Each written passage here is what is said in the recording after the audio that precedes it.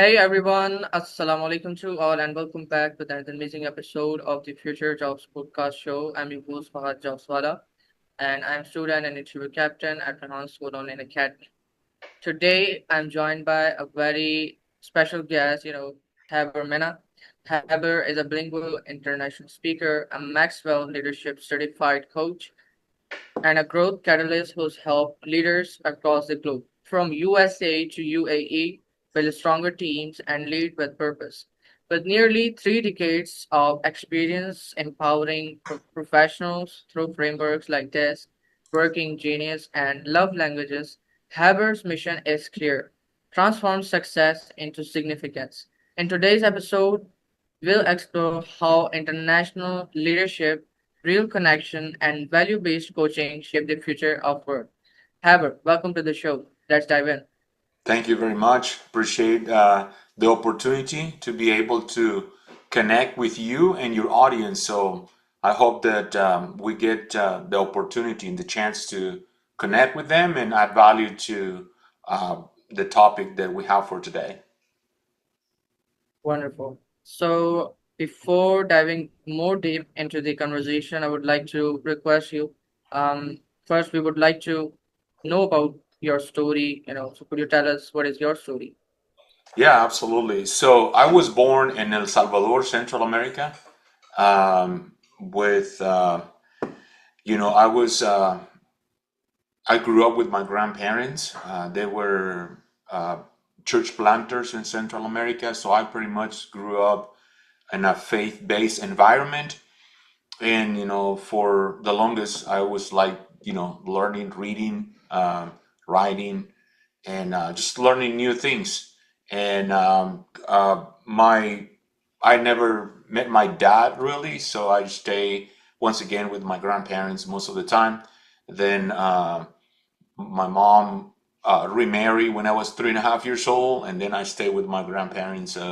So went through life. I grew up during the Civil War in El Salvador in the 80s, and so that taught me a lot of things. Mostly now in adulthood, I realized that I was living more in survival mode, trying to survive all of the things that were happening during the Civil War. And then after that, there were a lot of the post-war was a lot of gangs in my country, and so it was a lot of it was a pretty tough, rough childhood. But my faith and my values and my grandparents, they kept me on track, and I was able to overcome a lot of things in life. Exactly. Your story is very inspirational, I would say, because tough times, always teach something to us, but it depends on the person. Is he or she learning from those experiences, from those tough times, But, I absolutely believe that you have learned a lot from that rough, part of your life. So what initially took you to the leadership side? Because it's really wonderful, how you coach and, you know, the leadership aspect of your life. So could you tell us about that? Yeah, absolutely. So, once again, going back to a little bit of my story, growing up at church and my faith, having been one of the strongest thing that I had. So I developed this resilience and just to continue in the path of helping other people. So I got my first degree is in computer science, and so I completed that, and I was working very well to provide for me and my family. But then I got the opportunity to come to United States to study theology, to become a pastor. And so I went through all the program and everything, and then I moved to Missouri.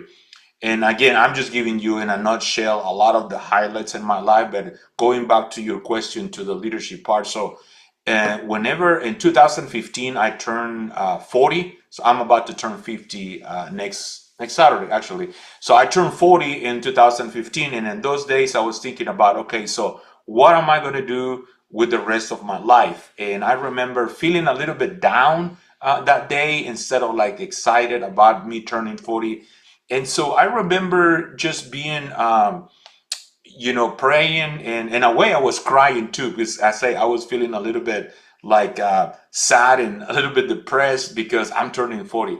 So when I was praying, uh, God brought me to this passage in the scripture where Moses is dead, Joshua is now in charge, and then Caleb, his warrior friend who went in and spied on the promised land, he came to him and I said, "Hey, Joshua, I am as strong as I was whenever we went to spy the land." And he said, I want that mountain."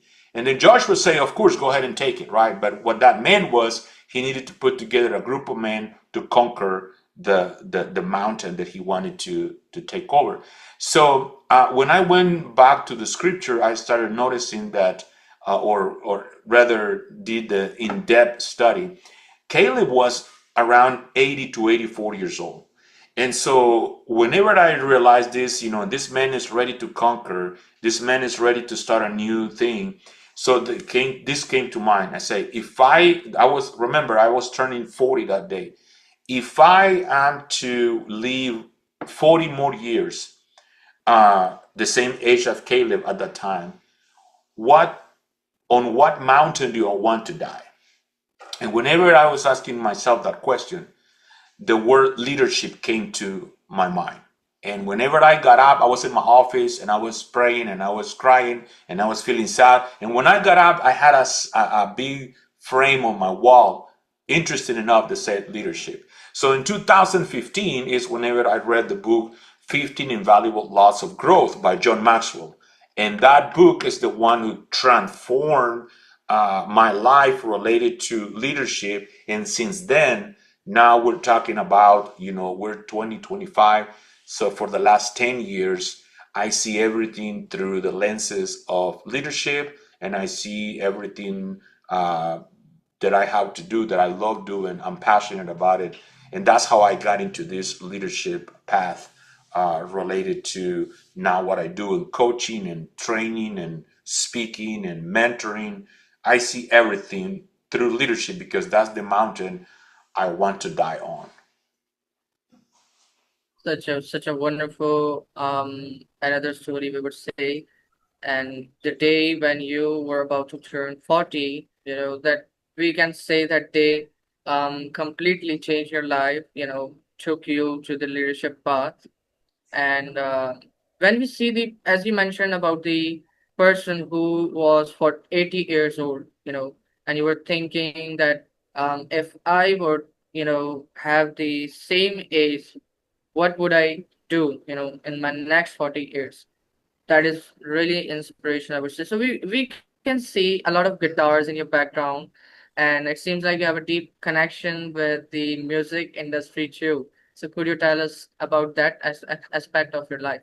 Yeah, it's interesting. You notice that one of the top questions that I get asked whenever I do virtual meetings is people ask me, "Is that background real?" And the answer is yes, it is real. So I do play different instruments. You see on the wall, you see um, bass guitars, you see acoustic guitar, you see a ukulele, you see electric guitar, you see electric acoustic guitar. On the other side, you see a ukulele on the floor, and then you see some bongos on the other side. So yeah, music is something that was part of my life growing up. In fact, not being United States born, obviously English was not my first language, and through music is how I learned English because I used to play, different songs and learn from different bands, and so that's how I got into music. But at the same time, I was helping my grandfather again at church.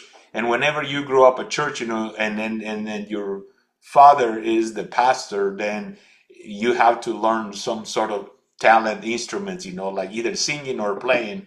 And so then later in life, that became one of my things to do. So I played professionally with some bands, and I play for fun, and this is something that I keep very close in my heart, which is music. I love all kind of music, and I also play different instruments. Yeah. Wonderful. And international language, became the resource to learn the another language. That is really wonderful. We call the music an international language too, because if you are playing a guitar or a music, it doesn't matter the person, the audience who are standing in the front of you, belong to an English family, belong to their native language, whatever it is, but we recognize it. That is really wonderful. So, what common blind spots do future leaders need to overcome before they can inspire others? Yeah. Before I go there, I just want to mention something because you do. I agree with you when you say that music is the international really language, the most universal language.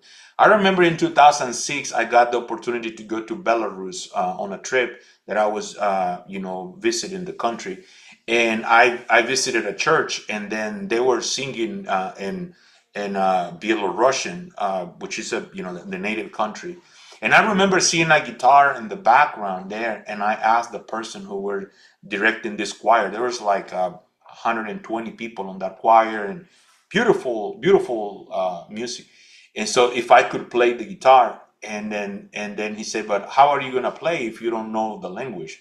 Because obviously, I didn't speak Belarusian. Well, the thing is this, is that in music, it's just about measures.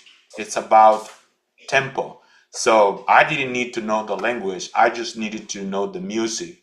And I was able to play with the whole orchestra there, the choir. And I remember that being one of the highlights experiences of my life, being far away from home, at a country that I didn't really know the culture, I didn't know the language, and yet music united us because of being the universal language. And then after that, they asked me to play more with them, and had a lot of fun. I had no idea what they were saying, but I knew what I was feeling through music and all that. So anyway, just wanted to say that because you did touch on that being the universal language.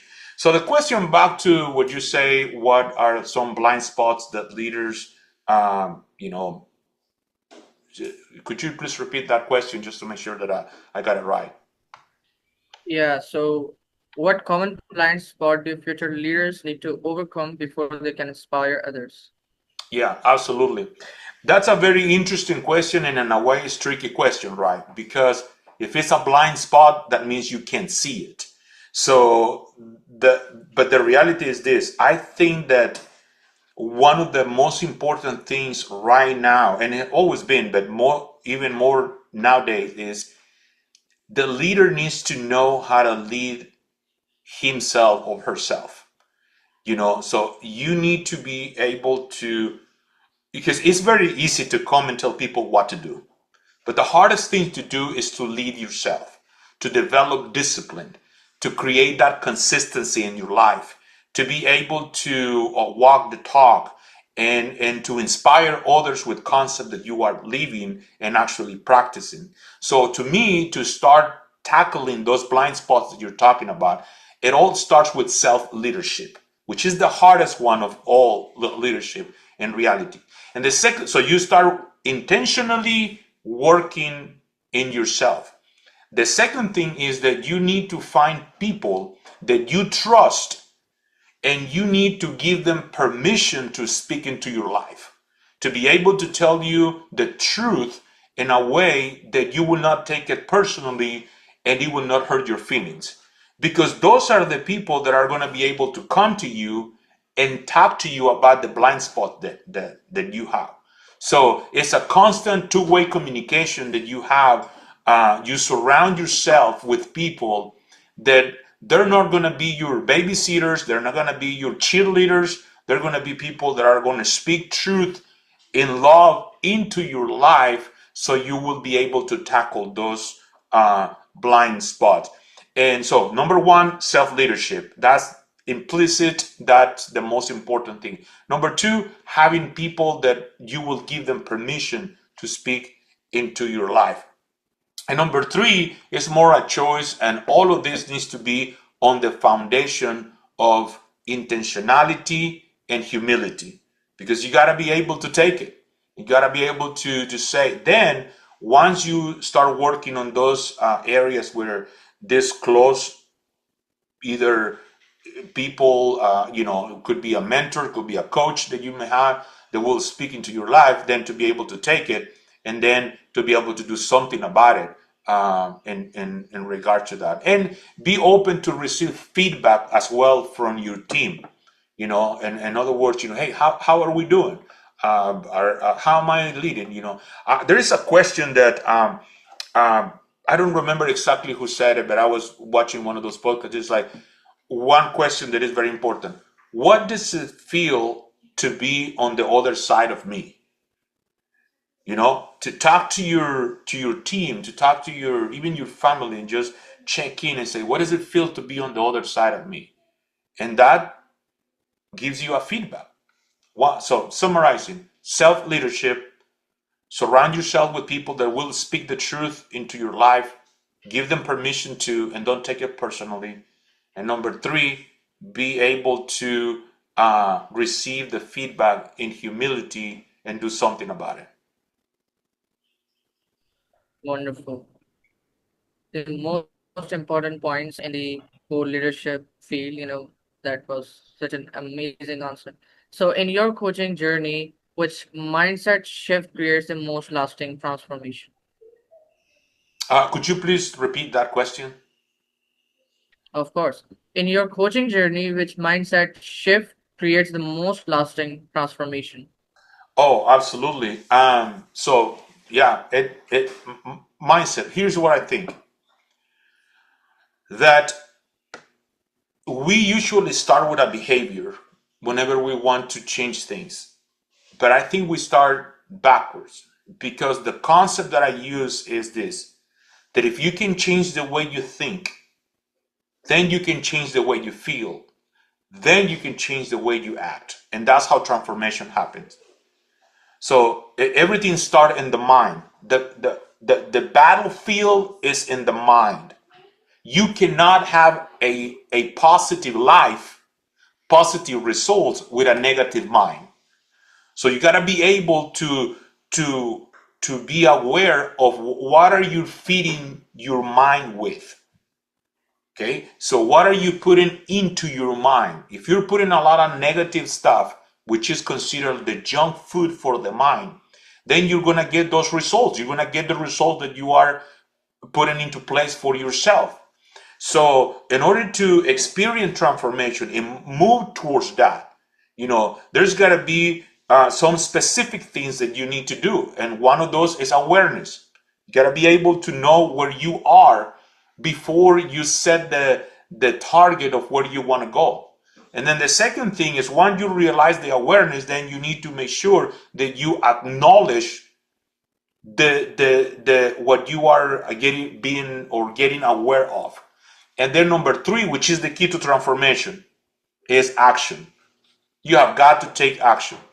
We can talk all we want about concepts, books, podcasts, teachings, but if you don't take the first step into practicing what you want to change, then transformation is not going to happen, because transformation is that sustainable, lasting change that you experience because you decide to take action into something that you got aware of, you embraced it, and now you want to change it completely. So, once again, the summary of that is, for me, if you can change the way you think, then you can change the way you feel.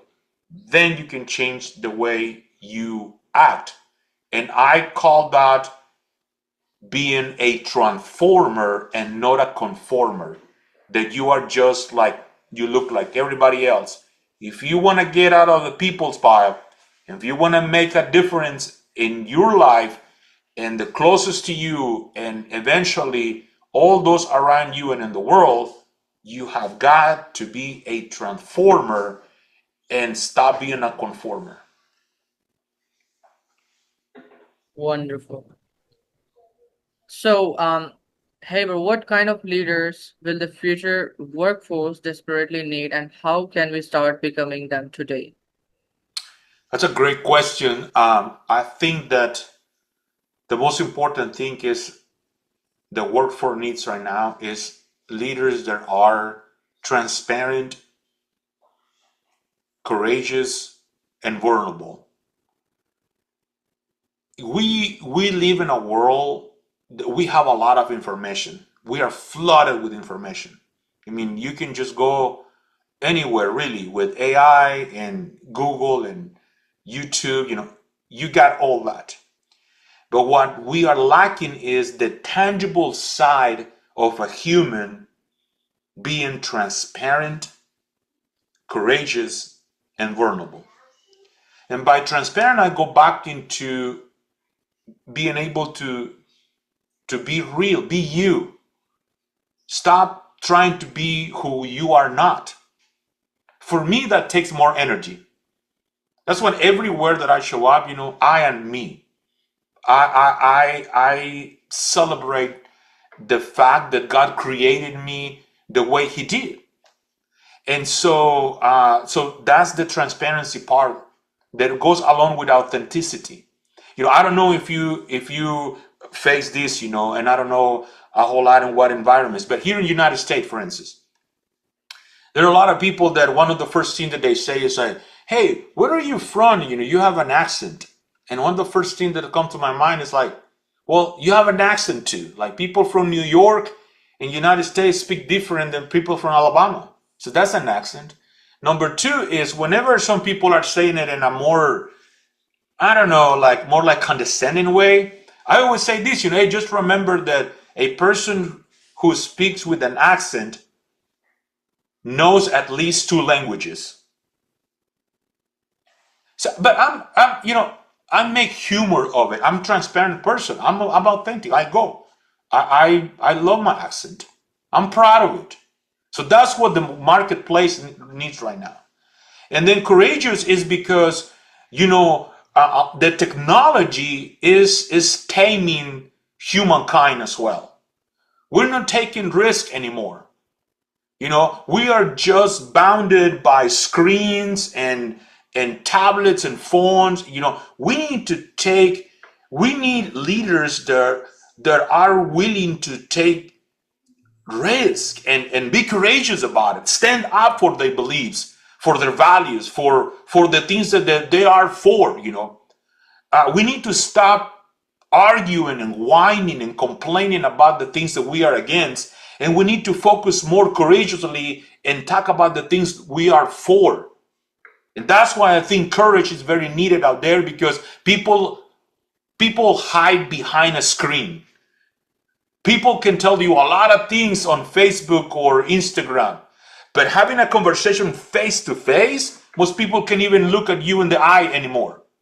So that's why I think that courageous leaders are needed right now. So you got to be transparent, authentic, celebrate your uniqueness, and be courageous. Step into this world and face it. There's a lot of brokenness. There's a lot of things. People are hurting right now. And what are we going to do? What are we going to do? Just hide behind a screen? No, you look at death in the eye and you face it and you go in front and you say, okay, this is what I got. Have an attitude of gratitude, count your blessings, and face the day. We need courage out there. So a lot of I'm passionate about this because we need that. We need that. And number three is vulnerability. That goes very much along, because we come across sometimes when we're in leadership, we think we have to have all the answers. We're afraid to say, I don't know. But you know what in life I learned is that I don't learn a whole lot from people that always agree with me. I don't know everything. I can learn from anybody. I learn a lot of things every day. So I can come and say, hey, you know what? I'm feeling sad today. because of this. I'm excited about this because of this. So vulnerability is something very important, to be able to show your humanness to your own team, to your own group of people that you are leading. You know, people rather follow a vulnerable leader than a fake leader that pretends that everything is fine, that they don't get hurt by anything, than to and personally I will prefer to, and I respect more somebody who is aware of humanness and follow that. So that, I think that's what is needed right now. That's what is needed. We need transparent, Exactly. we need vulnerable leaders, we need courageous leaders, people that will be able to lead in a human way and stay away from the cyberspace, everything prefabricated that is not real. Exactly, Heber. And in Japanese, Japanese people used to congratulate the person who are facing problems in their life, the people who have the challenges. So this is a mercy of the God, and the people who face challenges, they're actually learning. They have the opportunity to learn. The people who are just um, following the path, the one track, they couldn't learn. How can they learn? Because they're following the same routine. They wake up and they brush their teeth with the same hand. So that is such wonderful that you have. If you are facing any challenges, then you have to be grateful that you are facing challenges. And so yeah, in 2030, what do you believe will define a high performing team? That's a great question. Yeah, you bring a really good concept too. Before we move to this one, I just want to say, I told you I'm a person of faith, and I don't shy away from that. There is a book in the New Testament, the book of James. It actually talks about that. It says, "Consider it pure joy when you face different trials in your life, because that's the only way that you can build character. That's the only way that you are going to be able to build resilient, like to be able to face things. And that's going to make you a better person. It'll help you to empathize with others. And it'll help you to teach and share rather wisdom instead of knowledge. So I like that you say, you talk about that Japanese way to congratulate others whenever they are in facing difficulties. I really like that. Honestly, that's okay. So let's talk about 2030. Repeat the question, please. Sure. In 2030, what do you believe will define a high performing team? I keep going back to humanness. I keep going back. I think we're gonna get to a point that technology is advancing so fast. It's especially AI, that we're gonna have to come back to humans. It's gonna be There's gonna get to a point that the humanness is gonna be missing. I don't know. That's my first gut reaction to your question. But what can define a high performing team? I would say that it will be the same things that I think that can get it. Because a high performing team is a team that they they come together in unity and they integrate well. And I think a high performing team is a team uh, that can communicate. It's a team that can uh, create. It's a team that also can celebrate. So those components, I think, based on the humanness of it, the human touch is going to be needed more and more. Because since COVID, we lost a lot of that. We went virtual completely, and we started missing that. So in 2030, that's going to be needed. And a high performing team will be one that will communicate. Communication will always be, for me, one of the top three most important components in humankind. If you don't know how to communicate, I don't know that you can accomplish a whole lot. And the number two is a team that can create things together. And number three will be a team that can celebrate. You know, we don't celebrate enough. We we have wins, and then we're so worried about the next thing that we don't take the time to allow our brains to wire that win and actually feel the joy and the enjoyment, the the joy of celebrating something. And so I think that humanness, communication, creation, celebration. Then you got three C's right there. Exactly. Wonderful. Exactly. You mentioned about the collaboration and celebration. All these things are very important. It's really, well said that we have a lot of things. We have resources. We have now AI is very advanced, and we can do anything with the help of AI. But what we don't have is we don't have unity.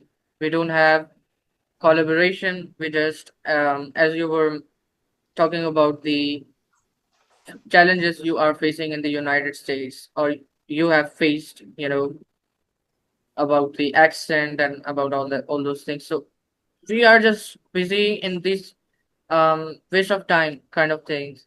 The color, the accent. We have to just get rid of that because we are now evolving into the more advanced era where we don't need to discuss all these things. The only thing is missing is collaboration, the celebration, the humanization we had. We always, you know, celebrate things and such kind of things. So you've trained countless leaders. What's one coaching moment that deeply moved you or changed you? Uh, Repeat the question, please. Yeah. So, as you have trained a lot of leaders, so what's one coaching moment that deeply moved you or changed you? Yes. You know, one thing is that the fact that deep inside in us, we have the need for connection. It's something that that we yearn. We have that desire within us, and that's something that, just think about this. I don't know how it's in your country, but here in the United States, we go to a new restaurant, we go to a park, we go to a library, whatever you go. One of the number one questions we have there is, do you have Wi-Fi here? And then if the answer is yes, the next question is, what's the password? And that's what we do because we're searching, we're looking for connection. And in the human side is the same thing. So the people that I coach and mentor and train, I found the trend that is they're seeking really for connection. There have been some coaching sessions that I have that they come to me with a big business problem, and in reality they realize, I didn't know that what I needed is somebody to talk to, and somebody to actually listen to me, and somebody that actually will empathize, and somebody that will also take the courage to speak the truth to me. And so all of that can only happen if you can establish true and meaningful connection with somebody. Such a what a wonderful answer.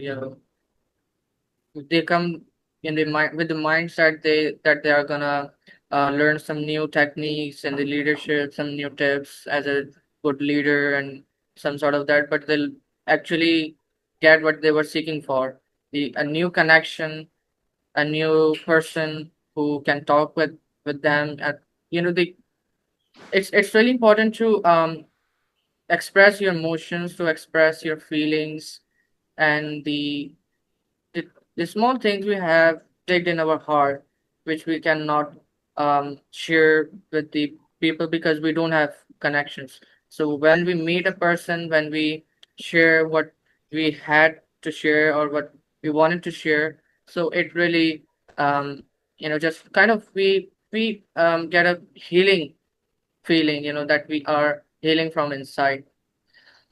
So, what do you want your impact to look like 10 years from now, beyond titles, clients, and countries? Yes, the word is transformation. I want see my one of the things that I passionate about is to connect with people, add value to them, and empower them to make a difference in their own world. And I strive to live well, wisely, humbly, and boldly. And my impact, I want people to be inspired to do things because I believe in them. And but mostly my desire is for them to experience transformation. Because listen, the word transformation is an alliteration of a Greek word that is metamorphosis. And that is what happens to the worm to the beautiful butterfly. So it's a painful process. It takes time, but it's very rewarding at the end. So I just the way I have experienced transformation in my life, I want nothing other than the same and or more for you, for people to experience that transformation. You don't have, if you were hurt, you don't have to stay in the victim mentality. You can be an overcomer, but you have to be intentional about your personal growth. You have to be intentional about setting your priorities in life, and you got to be intentional about being in tune with your own emotions, so and take actions so you can experience transformation. So that's what I would love to be remembered as. Ever was a person who always believed in people, encouraged them to be better, empower them to make great things and experience transformation in their lives. Haver, thank you for the powerful insights and purpose driven wisdom. I'm so very grateful to you and the way you described yourself, and more than you described the challenge you have faced and everything you have explained and shared in this wonderful podcast. It is really gonna help a lot of people. Thank you so much, Haber, again, and guys, inshallah, I will you know meet you soon with another amazing podcast with an amazing guest. Till then, stay peace and take care of yourself. Goodbye. Thank you so much. Appreciate the opportunity.